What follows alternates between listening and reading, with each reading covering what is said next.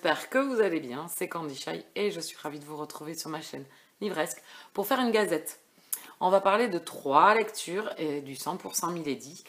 Le tout premier, c'est Hybride, le tome de Slade de Laurent Donner aux éditions Milady. Donc comme je vous le disais, ici on est dans de la romance paranormale dans la collection Bitlit qu'ils appellent chez Milady. J'ai adoré le tome 1 de cette saga. Ça m'a fait penser à la série Dark Angel, la série télé. Cet univers de mutants. Ici, on les appelle hybrides, mais de mutants. Et j'aime beaucoup. Ça m'a fait beaucoup penser à ça. Et j'avais été déçue par la fin de Dark Angel. Ça s'est fini subitement. Et là, c'est comme si j'avais en fait un petit peu une suite.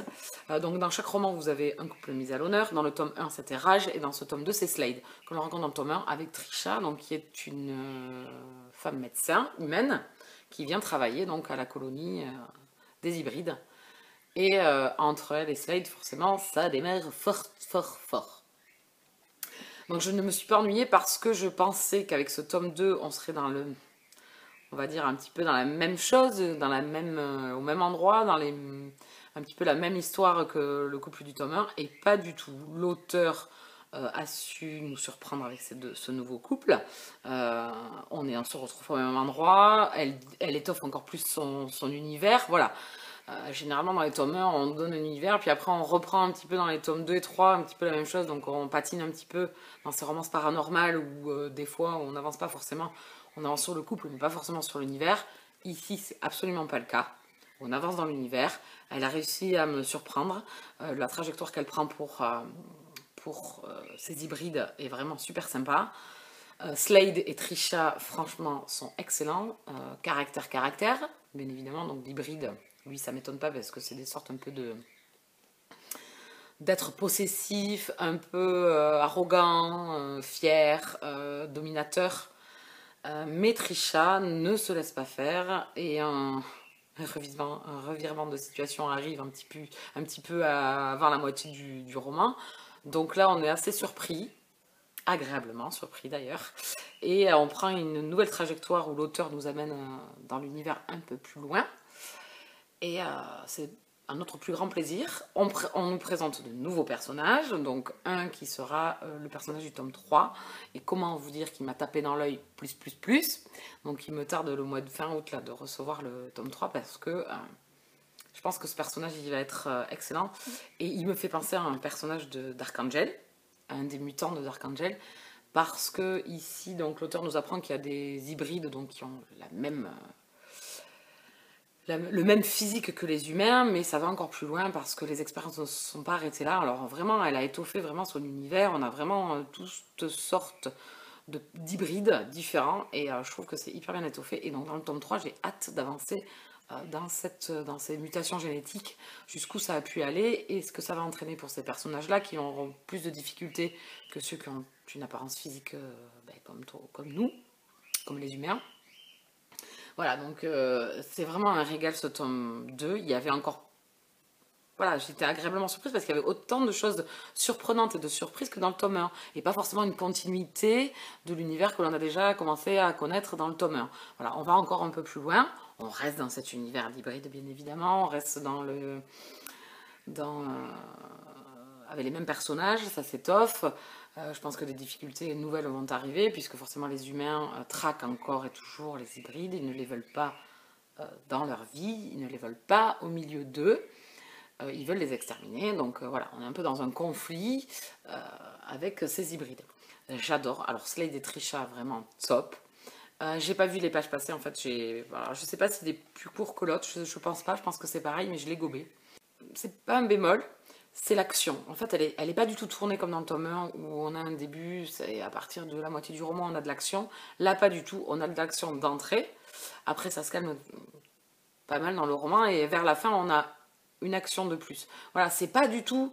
Je trouve que l'auteur a su retourner la situation et nous écrire un tome 2 différent du tome 1, même si on a un couple toujours mis à l'honneur et qu'on va retrouver des scènes de sexe forcément entre les personnages.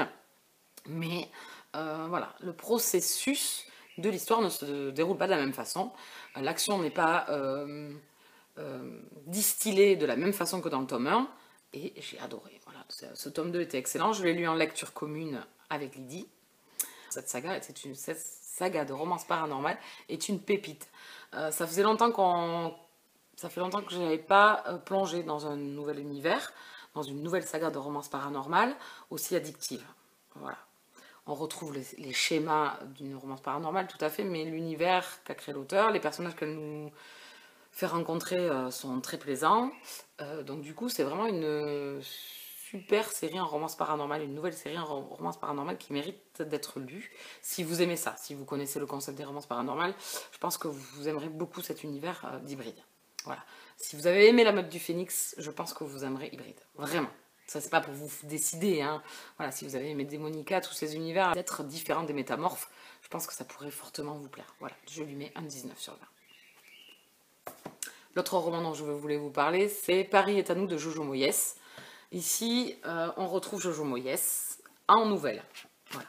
On nous distille une dizaine de nouvelles, deux qui sont de plus de 150 pages, et après que des petites nouvelles qui doivent faire une quinzaine de pages, je pense.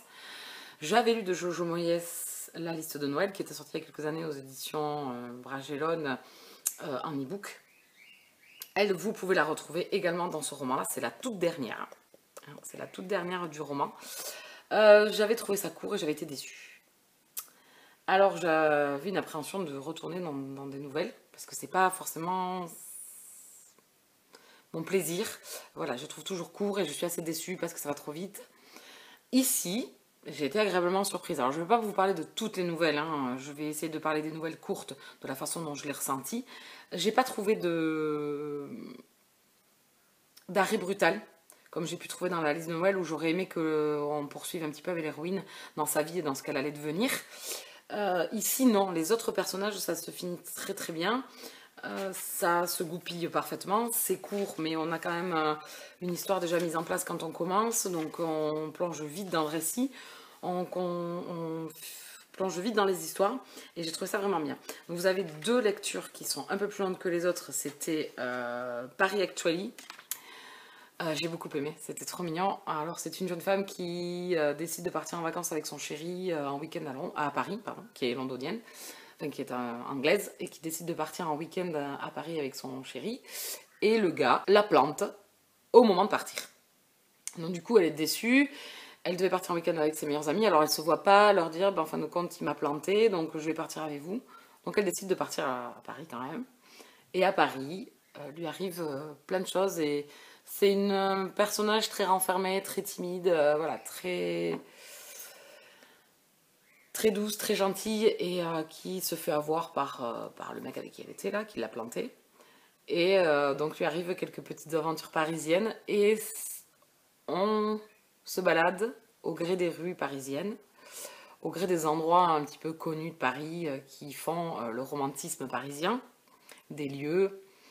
Et j'ai vraiment aimé cette histoire, c'était tout doux et il y avait vraiment une histoire, il y avait un début, un milieu et une fin vraiment fin. Voilà, donc du coup j'ai beaucoup aimé le Paris Actually. Et la deuxième histoire qui est un peu la plus longue du récit, c'est en fait un couple qui décide d'aller en lune de miel à Paris, qui se connaissent depuis pas si longtemps que ça, mais qui ont décidé de se marier. Et ils partent en lune de miel, sauf que le gars amène du boulot avec lui et a des rendez-vous lors de la lune de miel de la jeune fille. Donc on suit la jeune femme un peu désorientée dans Paris, qui passe son temps seule, qui visite des musées seule, qui va à la Tour Eiffel seule, voilà. Et donc du coup elle rencontre sur sa route quelqu'un qui lui porte de l'intérêt, puisque c'est ça qu'elle veut, elle est venue chercher ça. Voilà, elle est amoureuse de l'homme qu'elle a épousé, elle est follement amoureuse de cet homme-là, mais la façon dont il la traite, de faire passer son travail à sa lune de miel, elle l'accepte pas. Donc du coup voilà, on va de petits problèmes en gros problèmes, et on suit cette lune de miel un petit peu ratée, on va dire, et comment ça va se finir, à vous de le lire. Voilà, donc et après on a d'autres petites histoires, donc comme je vous dis, et c'est tout très sympa, voilà, c'est sur l'amour. Alors tout se passe pas à Paris, hein. Paris est à nous, tout se passe pas à Paris, ça se passe en Angleterre pour certaines petites histoires. Voilà, les deux grosses se passent à Paris, mais sinon les autres se passent en Angleterre. Et j'ai passé un bon moment parce qu'en fait c'est un roman qui se lit hyper vite. Parce que comme toutes les histoires sont très courtes, vous enchaînez les pages très très vite. Même les deux qui sont les plus longues, vous les enchaînez très très bien. Donc moi j'ai passé un bon moment avec ces nouvelles. Ça sera pas pour moi le meilleur de Jojo Moyes. Moi, j'aime qu'elle me plonge dans ces histoires, que je reste avec ces personnages, qu'elle me distille plein de bonheur, plein d'émotions avec ces personnages. Donc, mais ça reste quand même de bons petits passages, de bonnes petites histoires courtes. Alors ça peut être très très court, hein. Voilà, ça peut être sur une paire de chaussures, l'amour que l'on a pour une paire de chaussures. Voilà, c'est assez sympathique à lire et ça se lit très très vite. Je lui mets un 16/20. Le dernier Milady dont je vais vous parler, c'est Riders, le tome 2, Chevauchée ardente de Lorelei James. Dans la collection Romantica, on est dans de la romance érotique. Alors ici, on est dans de la romance érotique pure et dure. Nous retrouvons Gemma et Cash, c'est des personnages que l'on a rencontrés dans le tome 1. Ici, ça va être leur histoire, mais pas que, puisqu'ils se partagent l'affiche avec Carter, un des frères de Colby, personnage du tome 1. Et Macy, une jeune fille. Donc là, je ne vous en dirai pas plus sur ce personnage-là. Donc en fait, on alterne entre ces deux couples durant tout le roman. Leur quotidien se mêle puisque Carter vient travailler dans le ranch de Gemma et donc va côtoyer Cash et Gemma, mais également Macy qui travaille dans un restaurant de la ville et qui se fait héberger dans le ranch de Gemma. Voilà. Donc ce quatuor va interagir. On va avoir donc la relation entre Cash et Gemma, qui se tourne autour depuis 2 ans, puisque Gemma est une veuve de 40 ans. Cash, lui, a une dizaine d'années de moins qu'elle. Elle a 48 ans, très exactement, si je me souviens bien, et lui a 38 ans, donc il y a une dizaine d'années de différence. Cash est vraiment très très attiré par elle depuis 2 ans. Et Gemma n'est pas insensible à son charme. En ce qui concerne Carter, c'est un artiste, il a besoin quand même de travailler, mais il n'a pas envie de travailler dans le ranch familial puisque ça fait trop de pression. Il veut profiter de son art tout en gagnant de l'argent facilement pendant l'été. Macy est là, elle, pour travailler, mais pas que. Voilà, elle cache quelque chose, je ne vous dirai pas quoi, il faudra le découvrir. Et donc en fait, tous ces petits personnages vont interagir les uns avec les autres et se passe donc des scènes de sexe en scènes de sexe, puisque c'est basé sur la relation, donc le désir mutuel que peuvent avoir ces deux couples, et ils assouvissent leur plaisir et leur fantasme. Voilà, donc en résumé. Ce que j'ai pensé de ce roman, alors ça va rejoindre beaucoup ce que j'ai dit sur le premier tome, c'est-à-dire qu'il n'y a pas énormément d'histoire en fond. Romance érotique ou pas, je pense qu'on peut produire quand même une histoire quand même intéressante. J'ai lu des trilogies érotiques qui étaient très intéressantes. Et même s'il y avait pas mal de scènes de sexe, il y avait quand même une histoire. Donc là, c'est vraiment au détriment de l'histoire, je trouve. On va de scène de sexe en scène de sexe. Il n'y a pas d'histoire de fond, en fait, ou de grandes complications pour les deux personnages, pour les couples. C'est parce qu'il manque de communication les uns envers les autres, que ça engendre des problèmes dans leur couple. Enfin, si on peut appeler ça des couples, en fait, au départ, puisque c'est vraiment basé sur la relation pure et dure, c'est-à-dire du sexe pour du sexe, même si on sent qu'il y a des émotions et des sentiments qui se cachent derrière. C'est quand vous lisez une romance, vous avez envie de vous approprier un petit peu les personnages, qui vous plaisent, vous tombez sous le charme de ces personnes. Vous voulez que leur romance vous transporte un petit peu.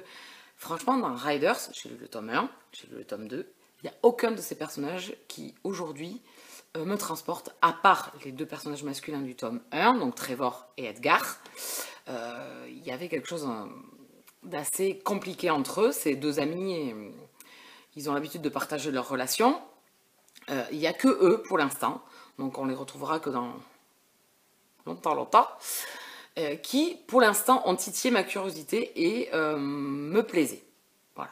Sinon, je reste extérieure totalement à ma lecture. C'est pour ça que je peine.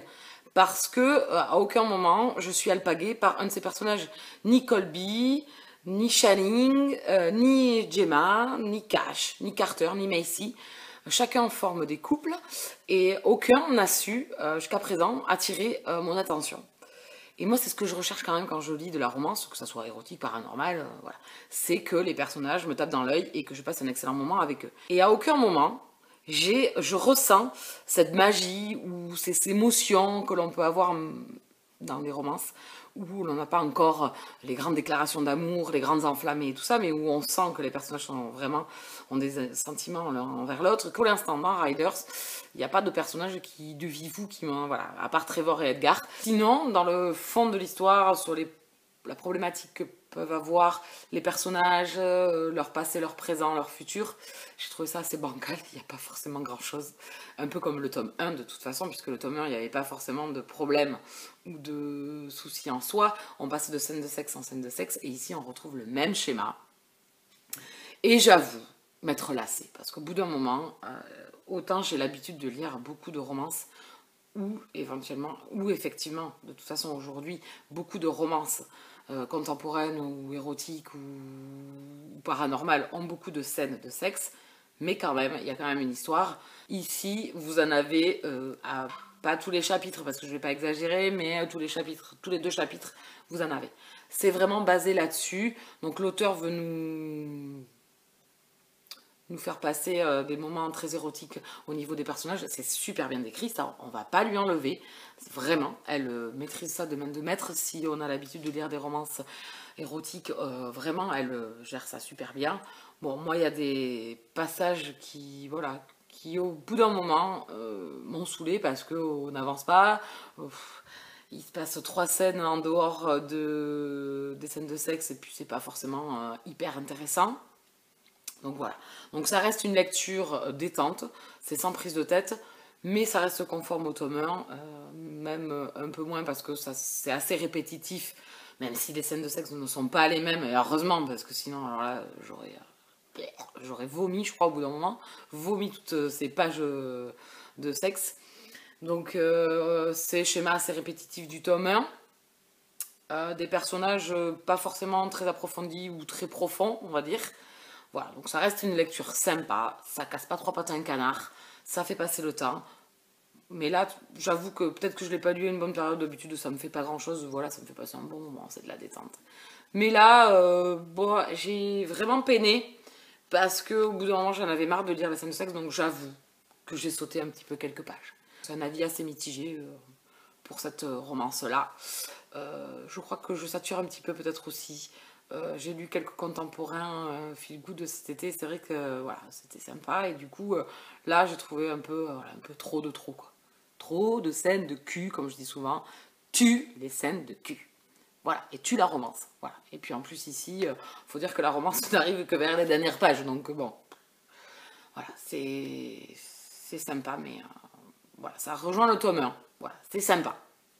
Voilà, c'est pas le c'est pas la saga révolutionnaire, on va dire. Voilà, c'est pas la saga qui va marquer par son originalité, par sa diversité. Voilà, pas du tout. Voilà. Mais bon, c'est peut-être pas ce qu'on lui demande aussi. Je vais poursuivre quand même la saga. Je vais recevoir le tome 3. Donc peut-être qu'aussi c'est les personnages qui m'ont moins intéressé. Quoique les premiers personnages, enfin le premier couple mis en avant dans le tome 1 m'avait pas plus transcendé que ça. C'était surtout les 2 personnages secondaires masculins qui m'avaient fortement plu.